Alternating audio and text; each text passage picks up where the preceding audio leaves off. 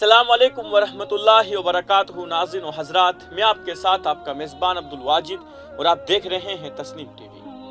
ناظرین، آج کی ہماری خاص پیشکش اسلام کیا کہتا ہے میں آپ کا استقبال کرتا ہوں۔ مصائب و آلام، مصیبتوں اور پریشانیوں پر شکوہ کو ترک کر دینا صبر ہے، مگر حقیقت یہ ہے کہ صبر کرنا مشکل کام ہے، کیونکہ اس میں مشقت اور حوصلہ کی ضرورت ہوتی ہے جو بہت کم لوگ ہی کرتے ہیں، لیکن اس کا انعام بہت زیادہ ہے۔ صبر ایک عظیم نعمت ہے جو مقدر والوں کو نصیب ہوتی ہے۔ صبر کا دین اسلام میں بہت بڑا مقام ہے اور اللہ تعالیٰ کے برگزیدہ بندوں کی منازل میں سے ایک منزل صبر کی بھی ہے اور وہ اس کو پا لیتے ہیں۔ خوش قسمت ہے وہ شخص جس نے تقوی اور صبر کے ذریعے نفس پر قابو پا لیا۔ صبر کی اہمیت اور افادیت اس بات سے عیاں ہوتی ہے کہ اللہ رب العزت نے اپنے یہاں اس کا بے حساب اجر رکھا ہے۔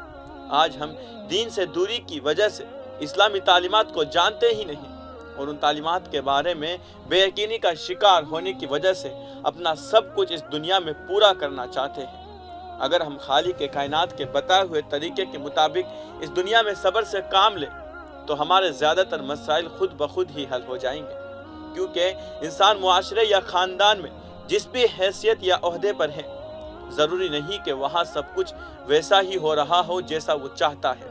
جب کوئی کام انسان کی مرضی اور منشا کے خلاف سرزد ہو تو یقیناً انسان غصے میں آتا ہے، اور بعض اوقات غصے میں آ کر اس سے کچھ ایسی حرکات سرزد ہو جاتی ہے جو اس کی شخصیت کو داغدار بنا دیتی ہے۔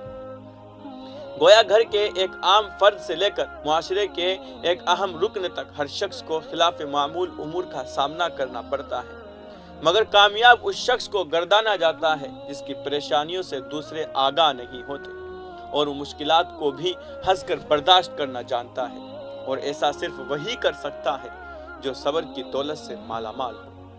ہر آدمی اپنی ہمت کے مطابق جو کام کرتا ہے اس میں آگے نکلنے اور جیتنے کی کوشش کرتا ہے، لیکن آگے وہی نکلتا ہے جو آخر تک صبر سے کام لیتا ہے۔ اسی لیے خالق کائنات نے ارشاد فرمایا، اے ایمان والو، صبر اور نماز کے ذریعے مجھ سے مدد چاہا کرو، یقیناً اللہ صبر کرنے والوں کے ساتھ ہے۔ آزمائش پر صبر اللہ تعالیٰ کی بشارت کا ذریعہ ہے۔ دنیا میں رہتے ہوئے انسان کو مختلف طرح کی مشکلات کا سامنا کرنا پڑتا ہے۔ اگر ان مشکلات کو اللہ تعالیٰ کی رضا کے لیے برداشت کر لیا جائے تو ایسے صبر والوں کو اجر کی خوشخبری اللہ خود دیتے ہیں۔ اللہ جل شانہ فرماتے ہیں، اور ہم ضرور بھی ضرور تمہیں آزمائیں گے، کچھ خوف اور بھوک سے، اور کچھ مالوں اور جانوں اور پھلوں کے نقصان سے، اور اے حبیب صلی اللہ علیہ وسلم، آپ ان صبر کرنے والوں کو خوشخبری سنا دیجئے جن پر کوئی مصیبت پڑتی ہے تو کہتے ہیں بے شک ہم بھی اللہ ہی کے ہیں اور ہم بھی اسی کے طرف پلٹ کر جانے والے ہیں۔ رب کی رضا کے لیے صبر کرنے والوں کو آخرت میں حسین گھر کی خوشخبری دی گئی ہے، اور ہم نے اسے دنیا میں بھی بھلائی عطا فرمائی ہے، اور بے شک وہ آخرت میں بھی صالحین میں سے ہوں گے۔ صبر کرنے والوں کی حضور صلی اللہ علیہ وسلم سے حوض کوثر پر ملاقات ہوگی۔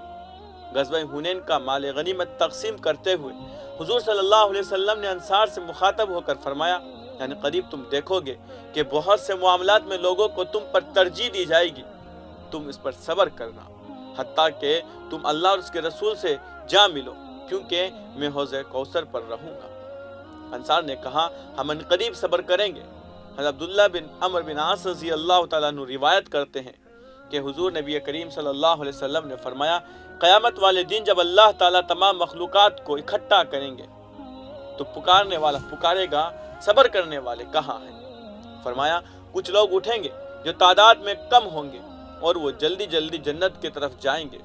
راستے میں انہیں فرشتے ملیں گے جو ان سے پوچھیں گے، ہم آپ لوگوں کو دیکھ رہے ہیں کہ آپ جنت کی طرف بڑی تیزی سے بڑھ رہے ہیں، آخر آپ ہے کون؟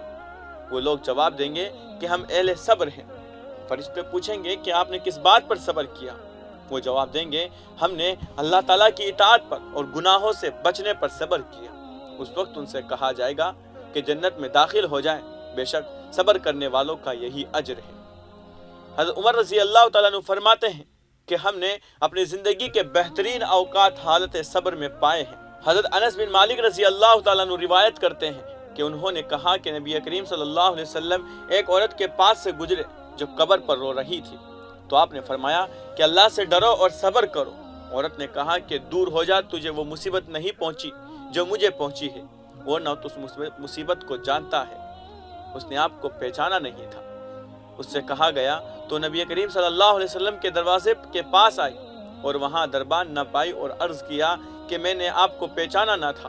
آپ نے فرمایا کہ صبر ابتدائی صدمہ کے وقت ہوتا ہے۔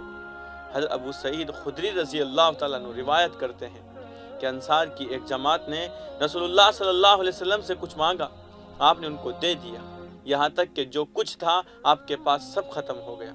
تو آپ نے فرمایا میرے پاس جو کچھ بھی مال ہوگا میں تم سے بچا کر نہیں رکھوں گا، اور جو شخص سوال سے بچنا چاہے تو اللہ تعالیٰ اسے بچا لیتے ہیں، جو شخص بے پرواہی چاہے اللہ تعالیٰ اسے بے پرواہ بنا دیں گے، اور جو شخص صبر کرے گا اللہ تعالیٰ اسے صبر عطا کریں گے، اور کسی شخص کو صبر سے بہتر اور کشادہ تر نعمت نہیں ملی۔ عطا بن ابی رباح کہتے ہیں کہ مجھ سے ابن عباس رضی اللہ تعالیٰ عنہ نے بیان کیا کہ میں تمہیں ایک جنتی عورت نہ دکھلاؤں؟ میں نے کہا کیوں نہیں؟ انہوں نے کہا کہ یہ کالی عورت نبی کریم صلی اللہ علیہ وسلم کی خدمت میں حاضر ہوئی اور عرض کیا کہ مجھے مرغی آتی ہے اور اس میں میرا سطر کھل جاتا ہے، اس لیے آپ میرے حق میں دعا کر دیجئے۔ آپ نے فرمایا تجھے صبر کرنا چاہیے، تیرے لیے جنت ہے، اور اگر تو چاہتی ہے تو تیرے لیے دعا کر دیتا ہوں کہ تو تندرست ہو جائے۔ اس نے عرض کیا کہ میں صبر کروں گی، پھر کہا اس میں میرا سطر کھل جاتا ہے، اس لیے آپ دعا کریں کہ سطر نہ کھلنے پائے۔ آپ نے اس کے حق میں دعا فرمائی۔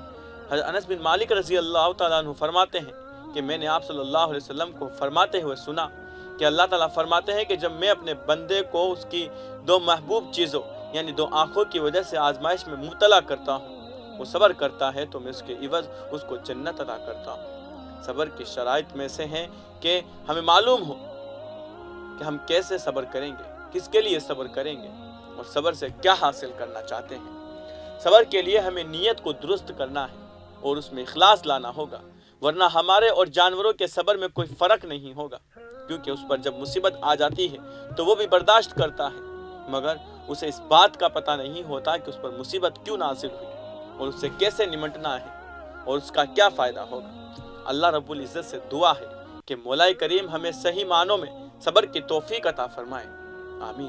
آج کی اس رپورٹ میں بس اتنا ہی، مجھے دیجیے اجازت اور آپ دیکھتے رہیے تسنیم ٹی وی۔ آپ کے میزبان عبدالواجد کے ساتھ، اللہ حافظ۔